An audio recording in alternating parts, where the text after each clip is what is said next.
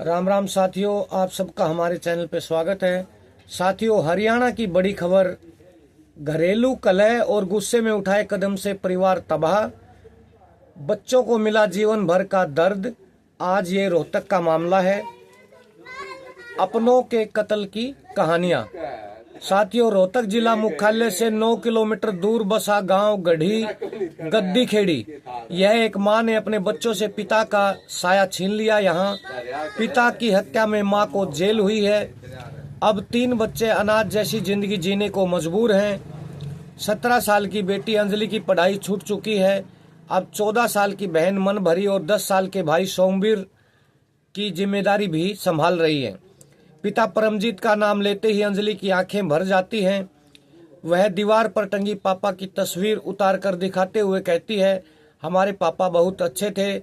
मजदूरी करके जब शाम को घर आते तो कई बार खाने पीने की चीजें लेकर आते थे। हर त्योहार पर मिठाइयाँ खिलाते थे। पिता हमें कहते थे कि पढ़ाई करके अच्छी नौकरी लग जाए। जुबां पर दर्द। बच्चों ने कहा, पिता मजदूरी करके भी हमारे सपनों को पूरा कर रहे थे। रोज रात को उन्हें याद करके रोना भी आ जाता है।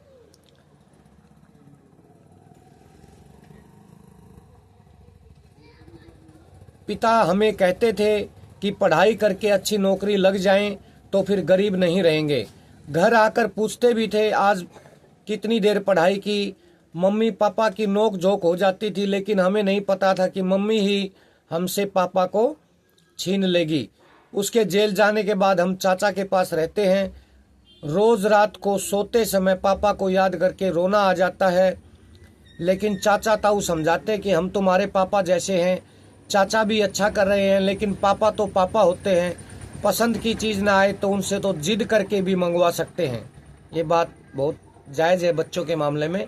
मम्मी पापा की कितनी याद आती है, इस सवाल पर बच्चे कहते हैं कि पापा तो बहुत याद आते हैं, लेकिन जिसने हमसे पापा को छीन लिया, ऐसी माँ को हम याद भी नहीं करते और ना ही याद करना चाहते। उनका नाम भी नहीं सुनना चाहते।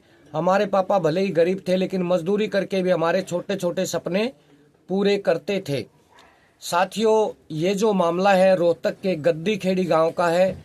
महिला ने प्रेमी के साथ मिलकर अपने हंसते खेलते परिवार को उजाड़ा।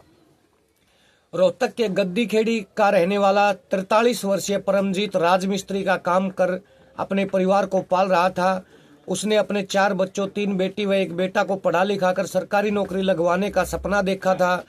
2 कमरे के घर में रहने वाले परमजीत की आमदनी कम थी, लेकिन बच्चों को आगे बढ़ाने की सोच बड़ी थी। काम करके जब भी घर लौटता तो बच्चों को पढ़ाई लिखाई करने के लिए जरूर बोलता, लेकिन पत्नी गुरमीत के अवैध संबंधों से हंसते खेलते परिवार को उजाड़ दिया। गांव के युवक के साथ गुरमीत के अवैध संबंध बन चुके थे। इसका परमजीत विरोध करता था। इसी बात पर आए दिन झगड़ा भी होता था। गुरमीत ने अपने से 17 साल छोटे प्रेमी के साथ मिलकर पति को रास्ते से हटाने की योजना बनाई। 28 दिसंबर 2024 की शाम को उसने चाय में नशीली दवाई डालकर परमजीत को पिला दी। इसके बाद हत्या करके शव गांव के पास गहरे गड्ढे में दफन किया, किसी को ताकि शक न हो, इसलिए खुद ही थाने में गुमशुदगी का केस भी दर्ज करा दिया। 1 सप्ताह बाद पुलिस ने शक होने पर गुरमीत से सख्ती से पूछताछ की तो पूरे घटनाक्रम का पटाक्षेप हो गया। पुलिस भी यह सुनकर हैरान रह गई कि हत्या की योजना में गुरमीत ने अपनी नाबालिग बेटी को भी शामिल किया था। गुरमीत, उसके प्रेमी व नाबालिग बेटी को पुलिस ने गिरफ्तार कर लिया। अब घर में 3 बच्चे हैं।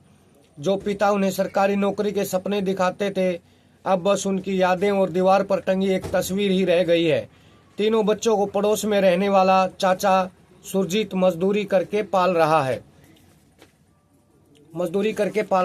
तो साथियों, ये ऐसी घटनाएं आए दिन हो रही हैं। समाज को पता नहीं क्या हो गया है अवैध संबंधों से, और कोई पति पत्नी को मरवा देती है, पत्नी पति को।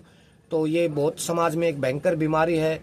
तो हम शासन प्रशासन से अपील करते हैं कि इन चीज़ों से जल्दी छुटकारा दिलाएं, और जो बच्चे हैं उनके लिए हम परमपिता परमात्मा से ये प्रार्थना करते हैं कि वो अच्छा पढ़ें लिखें और आगे बढ़ें। उम्मीद है आपको वीडियो पसंद आया होगा। इसको लाइक करना, ज़्यादा से ज़्यादा शेयर करना। जो नए साथी जुड़े वो चैनल को सब्सक्राइब कर लेना। तो साथियों, जल्द मिलते हैं कल किसी बड़ी खबर के साथ। तब तक आप सबका बहुत बहुत धन्यवाद।